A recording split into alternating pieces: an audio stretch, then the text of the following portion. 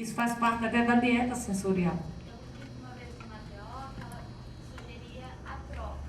Você faz isso, aí eu te dou isso.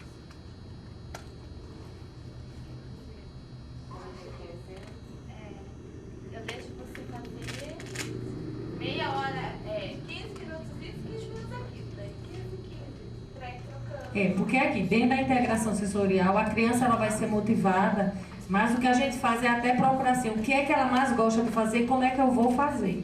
Porque às vezes é a criança que vai escolher dentro da atividade. Então a gente tem que ter cuidado, porque senão é assim, eu faço a minha parte e você daqui a pouco desfaz. Porque se eu vou repetir a mesma atividade sem uma atenção, eu estou desfazendo o que eu comecei a trabalhar. Então eu tento trabalhar às vezes dentro, tá entendendo? Porque assim, até para você chegar com a atividade, vocês vão ver aqui, criança que ela tem dificuldade de propriocepção. Então não vá, vocês vão ver a dificuldade. Hoje eu consigo colocar ela lá na piscina, que é uma piscina com bolas, com bola com som, bola com estímulo, bola que cola, mas ela, primeiro eu tenho que tirar tudo que é tátil, que ela não suporta. Aí eu já consigo botar sentada, mas ela, vocês vão ver que ela não quer entrar de jeito nenhum, porque ela sabe que tem outros estímulos ali dentro. Então a minha piscina não é piscina só de bola, é piscina de bola cheia de coisa. Então assim, a gente tem que ter cuidado para ver o que é que a gente pode estar fazendo. Então a gente tem que realmente saber o que é que a gente pode trabalhar com a criança. Porque senão você está fazendo uma coisa e o outro desfazendo. Porque você vai repetir a mesma atividade que ele já fazia. Entendeu? E assim, a orientação para casa, a gente vai ver, é bastante importante. Porque às vezes vem uma sessão ou 2 sessões, e quantas horas ficam em casa? Na escola mesmo. Qual a atividade, como é que a gente vai trabalhar, quais são as orientações para a escola? Até porque a gente tem muitos professores que não foram trabalhados para lidar com essas crianças. A gente tem que ter um número menor de criança na sala, não pode ter 3, 4 crianças, no máximo 3, e com a sala pequena. Imagina uma sala com 3 de transtorno invasivo e com 20 crianças.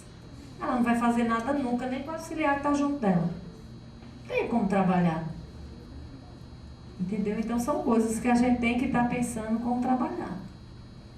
Tá? Então, dentro da integração sensorial, a gente sempre faz o que a gente chama a anamnese, ou seja, a coleta da história sensorial da criança. Certo? Então, nessa anamnese, com essa coleta de história sensorial da criança, a gente procura muito saber, dentro das atividades, assim, por que foi que a criança veio para a integração sensorial? Ela vai ter que me dizer se foi o neuropediatra que encaminhou, se foi a escola que encaminhou. Então, com relação à questão dos estímulos táteis, vestibular, a gente vai perguntar, e ela vai dizendo para a gente como é que é a criança. Quando ela era menor, como era o comportamento dela em casa? Aí a gente já vai também anotando. E depois disso a gente tem uma coisa que é bastante importante, que é a questão, como é o sono? Então, é uma criança que rola muito na cama? É uma criança que tem horário para dormir? É uma criança que tem sonambulismo ou tem pesadelos? Então, a gente tem que saber, toma remédio para dormir? Então, você tem que saber um pouco como é o histórico dessa criança. Com relação à alimentação, qual é a comida que ela mais gosta? Qual é a comida que ela não gosta? Quais são os sucos que ela gosta de tomar? Porque aí a gente tem criança que é assim, acerola, kiwi, maracujá e laranja. Só cítrico. Aí quando diz só cítrico, a gente já vai pensando o que pode ser. A gente já faz associação, só usa produtos cítricos. É? Você já ouviu falar de café? Não, isso eu não ouvi falar não. As crianças adoram café. O que é que o café faz? Isso. Quando a gente está com sono, ou a gente dá 3 pulinhos, ou a gente dá uma caminhada, não é isso? Ou a gente senta, muda de lugar, ou a gente vai tomar um café ou vai bater alguma coisa para poder tomar. Ou com uma barrinha de cereal, alguma coisa que seja crocante que a gente vai mastigando e vai sentindo a diferença. Porque a hiperativa, ela precisa estar com o nível de alerta lá em cima. E para isso ela tem que fazer algumas atividades diferentes. Então o que é que a gente geralmente com essas crianças faz? É um disco sensorial para a gente aprender a sentar e dar estimulação, às vezes até leva para a escola. Já viram almofada proprioceptiva? É uma almofada que a gente tem, cheia de pininhos, que quando a gente senta, se você muda de lugar, você está às vezes transferindo peso, mas você está dando o que a gente chama de estimulando o sistema proprioceptivo. Então ela já diminui a questão de pedir para ir para o banheiro, ou de levantar para ajudar a professora. Porque ela quer fazer alguma coisa que o nível de alerta aumente. Então o café é uma atividade que aumenta, né, o nível de atividade do cérebro, porque ela precisa disso, é de estímulo para estar reagindo. Então tem algumas coisas que a gente também faz. A questão de sentar. Como é que essa criança senta para estudar? Aí ela senta com as perninhas todas dobradas. Eu digo, quando você senta com as pernas dobradas, você consegue estudar? Não. A gente tem que sentar aqui 90. Você tem que botar peso para cá, orientar o tronco e o bracinho aqui em cima. Se você não fizer isso, você não presta atenção. Você não tem controle do tronco. Então a gente tem que saber como essa criança senta. Quando a gente chega na escola, a perna dela está fazendo isso. Está balançando. Jamais ela vai prestar atenção. Então teve escola que a gente pediu para cortar. Vamos ajeitar aqui que todo mundo vai ter que botar os pés no chão. Porque na escola a gente tem uma dificuldade, gente. É grupo. Então até para a gente colocar uma almofada proprioceptiva, a gente tem que ver. Porque às vezes a gente nem coloca almofada. A gente faz atividade em conjunto, mas todo mundo senta numa almofada. Porque é para ela não se diferenciar das outras. Então a gente tem que prestar atenção assim, o que é possível também na escola.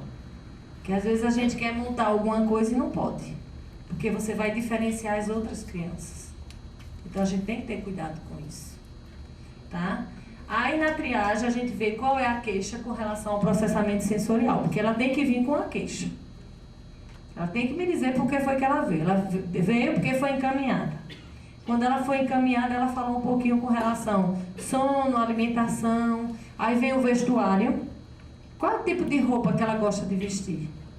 Ah, ela não suporta roupa longa. Ela só usa roupa curta. Ou então ela só usa camisa de manga comprida. Então assim, você começa a ver algumas coisas que a criança faz. Ela tira a roupa, ela veste a roupa. Não usa sapato, não usa meia. Ela botou, ela amarra o sapato. Na higiene, ela gosta de tomar banho. Ela se enxuga com qualquer toalha. Ela corta a unha, corta cabelo, lava o rosto. Então a gente precisa saber, dentro das atividades sensoriais, o que é que ela gosta ou não de fazer. Porque a gente tem que aqui relacionar a integração sensorial. Então, realmente, o que é que a criança gosta de fazer. Então, a gente tem que ver dentro das atividades o que é que vai ser possível de ser trabalhado. Nas rotinas e nas práticas do brincar. Qual o brinquedo que ela gosta? Ela gosta de animal. Ela gosta de TV, computador. Ela gosta de botar o pé na areia. Ela gosta de ser abraçada. Ela sorri. Ela dá gargalhada. Quem é que orienta mais a criança, o pai ou a mãe? Porque a gente também precisa saber a questão das regras e das normas. Transtorno invasivo não obedece ninguém, já viram, né? Qualquer coisa se joga no chão. Não, a gente deixa ele fazer as coisas. Eu digo sim, mas como é que a gente vai trabalhar com as crianças se você sempre deixa ela fazer tudo? Não existe lei. Então são coisas assim que precisam ser trabalhadas e tem que estar lá na anamnese. Tá? Aí depois a gente vê a questão dos testes estandardizados. A gente tem o CIPT, mas o CIPT a gente só pode utilizar se fizer o curso. Curso lá nos Estados Unidos. Aí tem que fazer o curso, fazer o teste para ver se você pode usar, que é o de Irish. Isso pode usar, porque você faz o teste, para poder saber se pode usar. A gente tem o TSFI, que é o sensório integrante de 0 a 18 meses, que foi esse que Flávio utilizou em Recife, que é uma mala que você compra e que você faz a parte, né, óculo motor, a parte vestibular. Então são alguns itens, é uma triagem, e a gente pode estar vendo nesse teste como é que a criança faz. Nessa faixa etária de 0 a 18 meses, hoje a gente chama que são mais, a gente não diz que é distúrbio de integração sensorial, a gente diz que geralmente são transtornos regulatórios do desenvolvimento, que está mais naquela classificação de 0 a 3 anos. Então são crianças que ainda estão em fase de adaptação, então muitas vezes a gente tem transtorno regulatório do desenvolvimento, certo? E temos o de Gange e o de Dum, que são, geralmente a gente vai ver ali em questionário para casa e escola, que é o do perfil sensorial. Não sei se vocês conhecem o perfil sensorial. Já viram? Vou passar para vocês depois a... Deixa eu pegar aqui.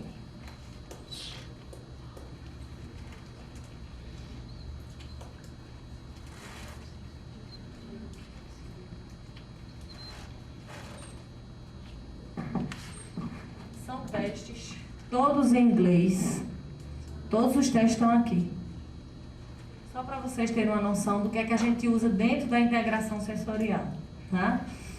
E que assim, que são importantes de serem feitos. Esses daqui a gente tem que fazer pelo menos um treinamento para poder fazer. O CIPRE tem que fazer realmente um treinamento nos Estados Unidos, tá? Oi. De 0 a 18 meses. Para bebê. Precisa você fazer o treinamento, né? Ele é uma mala simples, aí você precisa ler para entender para fazer, mas ele é muito simples de fazer, certo? Ele está aí, quer dizer, eu não trouxe o manual, mas o modelo do teste está aqui dentro para vocês darem uma olhada, tá? A gente tem o que a gente chama de observações clínicas estruturadas, certo? Que é aquele roteiro de observações que Blanche e Reynoso estão tentando modificar, onde a gente trabalha mais de base motora, de base sensorial. Então, para a gente ver como é o desenvolvimento, planejamento motor das crianças. Então, tem testes bem específicos que a gente vai e faz, pede para a criança imitar o que você está fazendo. Então, a gente vê flexão, vê pronoextensão, a gente vê tudo. E na criança que apresenta essas dificuldades, que tem o que a gente chama de dispraxia, geralmente elas não fazem. Isso aqui para fazer é a maior dificuldade, principalmente fazer as duas mãos ao mesmo tempo. Então a gente sente a dificuldade. Tem os questionários para casa e escola, que seria o perfil sensorial, o sensório processo mesmo, que é um que você faz em casa, na escola, você faz em todos os ambientes, mas ele é um teste que quando você compra, você tem que mandar para onde você comprou para eles fazerem a avaliação. Então isso é mais difícil. Você até vê o que a criança apresenta de dificuldade, porque aí ela vai dizer se foi tátil, o que é que foi. Mas esse teste você tem que mandar de volta, que é para eles fazerem a observação. Tanto é que tem o nome da criança que tem que ser colocado na listagem. Ele está aí para vocês darem uma olhada. Tá? Listas de referência e avaliação de conduta terapêutica e reavaliação dos objetivos. Geralmente na integração sensorial, nós fazemos 3 sessões, ou seja, a primeira a gente entrevista os pais, então conversa com os pais, vê todo o processamento, como é que está o processamento sensorial, o que é que ela responde e não responde. Na segunda vez é a criança que vem para a gente avaliar, e nessa avaliação a gente tem que ser a sala pronta, e a gente tem que ver tudo que a criança vai fazendo e depois vai trazendo algumas coisas de estimulação auditiva, o creme, o pincel, porque às vezes ela nem procura esses estímulos. O que ela gosta mesmo é de às vezes ficar com uma coisinha na mão, ou trocando, ou então desorganizando tudo. Bola é para jogar, só para jogar, só para jogar. Então a gente vê alguns comportamentos desses, certo? E numa terceira vez que a gente vai dizer aos pais qual foi o resultado que a gente teve e quais são as metas, né? Mais ou menos o tempo que a gente vai trabalhar, falar um pouquinho das sessões, qual a carga horária, se vai ser só uma vez, se vão ser 2. Aí vai ter a visita em casa e a visita da escola, que é necessário. Então, assim, é uma avaliação que é um pouco longa, mas a partir do momento que você já avalia a criança e conversa com os pais, você já pode começar o atendimento e aí marca a questão da dieta sensorial, da visita em casa e da visita na escola. Então é importante disso ser visto bem direitinho. Aí, geralmente, o que você vai avaliar? Avaliar o processamento sensorial e a presença de transtornos. Sua influência nos componentes do desempenho. Cognitivo, sensório-motor, mental, emocional, comportamental, marcha e controle motor. E como se diferencia nas diversas áreas de desempenho. Então, nas atividades de vida diária, no desempenho na escola, no desempenho social, na comunicação e linguagem. Então, isso aí é o que a gente faz, porque a gente necessita realmente observar como é que eles estão. Então, isso eu já falei um pouquinho, não é? A entrevista com os pais, então a coleta de dados sobre a criança, a rotina diária da família, queixa e impressões familiares e preocupações futuras. Certo? Até porque a gente precisa saber, no contexto da saída, a um shopping, para uma festa, para um parque, como é que a criança se comporta nesses espaços físicos? A observação da criança, né, como é que ela gosta de brincar, como é que ela se comunica, ela entende o que a gente está pedindo ou ela não entende, como é o planejamento motor, então a gente tem que observar tudo isso. Tá? A aplicação dos instrumentos, observações clínicas, porque as observações clínicas a gente utiliza muito a partir de 4 anos, com as crianças de base motoras para o sensorial. Quando vem uma criança com histórico de hiperatividade, que tem alguma dispraxia, é nessas observações que a gente usa. Com transtorno invasivo a gente não utiliza. Realmente a gente fica mais no sensorial. Algumas escalas, né, instrumentos complementares. E às vezes a gente até utiliza, a PED, né, o inventário, para ver como é a criança nas atividades de vida diária, na mobilidade, na função social, certo? Às vezes utiliza o COPM, que é aquela medida canadense, né? Principalmente quando a criança é maior, então o que é que ela gosta de fazer, qual é o desempenho, quais são as atividades. Então assim, a gente vai sempre procurando outras medidas de trabalho que a gente possa fazer na avaliação. A avaliação do ambiente, que seria na escola, em casa, com o cuidador, que às vezes a orientação vai ser dada para a avó, vai ser dada para babá. A gente tem hoje uma grande dificuldade, que é muito mais babá do que mãe, nas sessões. Às vezes a gente vê a mãe na entrevista uma vez no ano, mas todas as sessões quem vem é a babá. A gente tem que estar mandando chamar, mas é muito ocupada. Então a gente tem uma dificuldade de lidar com isso. E a finalização da organização do programa de atendimento com a padronização das observações e as reavaliações. Geralmente, o perfil sensorial, se possível, de 6 em 6 meses, é interessante a gente fazer. Até por quê? Porque a gente precisa ver o que foi que a criança melhorou e onde é que a gente tem que novamente continuar trabalhando para ela melhorar. Se a gente faz um trabalho de integração sensorial, com 4 sessões a gente já vê modificações. Agora as sessões têm que ser de 45 a 1 hora, gente, e às vezes 2 vezes por semana. Então, se vocês puderem com uma hora de sessão com as 2, seria mais interessante, se possível. Principalmente transtorno invasivo. Então, vejam isso, dessa coisa desse trabalho, a fono junto com a TO junto com a fisioterapeuta, às vezes até a psicóloga vindo para a sessão para dar uma... Entendeu? Porque às vezes, se você entende mais de integração sensorial, isso ajuda muito no trabalho. Às vezes a psicomotricista, o pessoal que trabalha em escola, acho que é importante demais você estar sabendo o que é integração sensorial, o que é que pode na escola ser desenvolvido para essa criança se adaptar. A gente vai ter uma parte de escola aqui, e algumas coisas que podem ser desenvolvidas. Então, assim, é bastante interessante que a gente tenha essa noção do que é o trabalho. Aqui, gente, eu trouxe alguns instrumentos de avaliação. Não vou detalhar muito, porque, assim, são instrumentos que você tem que fazer a capacitação. Então, a gente tem a CIPT, tá? Que foi feita no Canadá. E a quantidade são 17 subtestes. E aí a gente vê percepção espacial, figura fundo, manual de forma, sinestesia, identificação dos dedos, localização de estímulo tátil, grafestesia, praxia sob comando verbal, cópia de desenhos, praxia construcional, postural, oral, sequencial, coordenação motora bilateral, acuidade motora, equilíbrio e nistagmo pós-rotatório.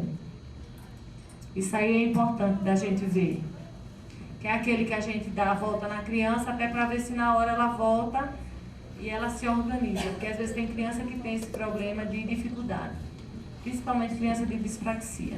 Tem muito. Ela não faz essa organização do olho. Você roda, aí o olho também, depois ele para e acompanha. Então é uma coisa que você também vê dentro dessa coisa da hiperatividade. A gente tem o TSFI, que é esse de 4 a 18 meses, em que você vai ver reação ao toque profundo, funções motoras adaptativas, integração do tato e visão, controle óculo-motor e reação à estimulação vestibular. E como ele é um teste de triagem, ele trabalha com normal, de risco ou deficiente. E aí você vê o que é que a criança precisa para ser trabalhado. Ele é muito de triagem. Ele é realmente o teste de rastreamento.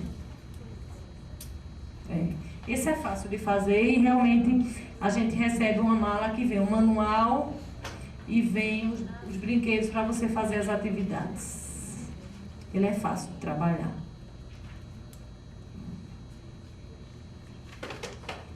E temos o que a gente chama o trabalho de Dunn, que seria o perfil sensorial. E esse perfil sensorial, ele pode ser do bebê, então a gente tem de 0 a 6 meses, de 6 a 36. A gente tem o da criança maior e a gente tem adolescente e adulto. Eu já passei até aí para vocês. Essa é uma avaliação que a gente faz, onde a gente regula toda a questão de como é o processamento da criança. Então, esse é uma entrevista com os pais e os pais respondem. Como é o processamento auditivo? Então, são perguntas que ele vai dizer sempre, ocasionalmente, frequentemente, até nunca. Então, a partir dali, a gente soma e isso leva para uma folha de pontuação onde a gente chega, se a criança apresenta diferença. Ele é típico, provável ou diferença clara. Só que nesses manuais, que também são de triagem, a gente tem uma parte que foi feita com crianças hiperativas, transtorno invasivo e com outras dificuldades, e que a gente vê se aquela medida, porque quando eu faço o perfil sensorial, eu estou vendo uma criança com disfunção de integração sensorial. Ela tem ou não tem? Quando ela tem, eu vou lá para a faixa que está no final do livro, do roteiro, e ela me dá qual é a faixa da criança, porque é diferenciada da criança de disfunção de integração sensorial. Então ela dá com TDAH, transtorno invasivo, com outros distúrbios, ela me dá qual é o padrão, porque foi feito também com essas crianças. Então é um perfil que traça. Então a gente diz qual é o perfil que a criança apresenta e quando ela é colocada dentro das considerações do transtorno invasivo do desenvolvimento, qual foi o padrão que ela deu. Geralmente, às vezes, o que dá provável entra na hora em disfunção clara, quando a gente passa para outra faixa do transtorno invasivo. Então, isso aí já ajuda a gente a trabalhar. Foi processamento, então, é o quê? Olfativo, gustativo, sensorial oral, aí depois a gente vê o comportamento, como é a questão do tônus, a posição do corpo no espaço, a reação emocional. Então, tudo isso está dentro do perfil. E quem vai dar para a gente esse perfil são os pais. Então, quando a gente faz a entrevista, ele já deu um roteiro de quem é a criança. Quando ele responde o perfil sensorial, se ele responder dizendo o que é realmente, a gente vê que tem uma comparação. Realmente o que ele diz lá, a gente traz para cá e a gente vê a diferença. Então a gente utiliza muito isso como perfil com as crianças. Todas as crianças. E faz uma reavaliação de 6 em 6 meses. Até para a gente já ver o que melhorou. Porque é que a gente continua trabalhando na integração sensorial. Até porque hiperativo é uma terapia, transtorno invasivo demora um tempinho mais, mas hiperativo às vezes com 1 ano você já dá alta. Esse ano eu dei alta 2. Iniciou o medicamento e a outra não precisou de medicamento. A gente trabalhou sem nada na neuropediatria. Ela pediu para ir para a integração sensorial, trabalhando uns 3 meses, ela viu a melhora, aí ela não passou o medicamento. Então, São 2 crianças que esse ano tiveram alta. E foi um ano de trabalho, agora uma vez por semana. Agora sim, em casa, as coisas sempre eram trabalhadas, né? E aí a gente encaminhou só está na fono por causa da dificuldade na fala, essa dificuldade. E o outro foi para uma psicopedagoga, porque a grande dificuldade é na matemática. Entendeu? Muito mais na matemática. Então ele melhorou na fono, ele melhorou na teoria, ele melhorou em tudo. Esse primeiro semestre, a única coisa que a gente tinha de dificuldade era a propriocepção, que ele melhorou totalmente. Ele tinha vários itens de diferença clara. Em dezembro a gente fez, ele só deu propriocepção. Trabalhamos 6 meses e ele melhorou em tudo, inclusive de comportamento. Ele é outra criança, que ele chegou parecendo um bebê. Só queria fazer atividade de criança pequena. E hoje ele já faz todas as atividades, inclusive atividades que ele não gostava. Então isso é importante. Temos o SPM, que também a gente pode fazer em casa e na escola, certo? Então a gente mais ou menos tem a noção do que é desenvolvido, que é uma norma de referência. E temos as observações clínicas e listas de verificação. Esse das observações clínicas, ele já está em DVD, mais Blanche e Gustavo Reynoso estão fazendo as modificações. Então assim, ele vai ficar bem melhor. Depois eu posso até deixar um aqui que o Gustavo deu para a gente, até para vocês verem o que são as atividades que a gente pode estar fazendo. Porque aí a gente, em integração sensorial, utiliza muito desse recurso. Tá? Deixa eu ver aqui. E aqui só são algumas referências de instrumentos de avaliação que podem ser utilizados. Certo? Crianças ali com disfunções e crianças com autismo. Agora, realmente, a gente precisa fazer a capacitação para usar esses testes. Porque se a gente não fizer a capacitação, a gente não tem como usar. Porque a gente precisa aprender como usar. Ultimamente, a gente tem usado muito o perfil sensorial. E as observações clínicas. O que mais a gente tem utilizado, que são importantes. Gente, deixa eu ver aqui. Deixa eu só passar esse filme. Pronto, só esse filminho a gente termina. Pronto, só para vocês verem.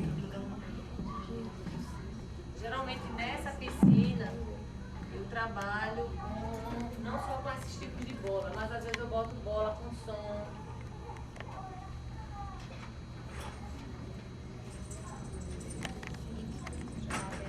Essas bolinhas mais, quem não gosta tanto joga tudo novo fora.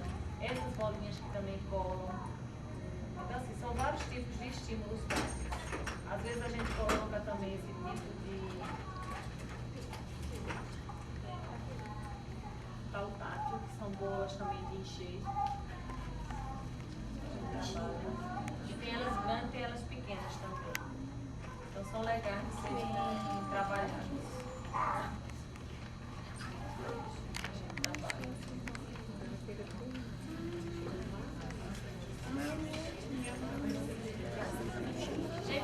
Com transtorno invasivo do desenvolvimento.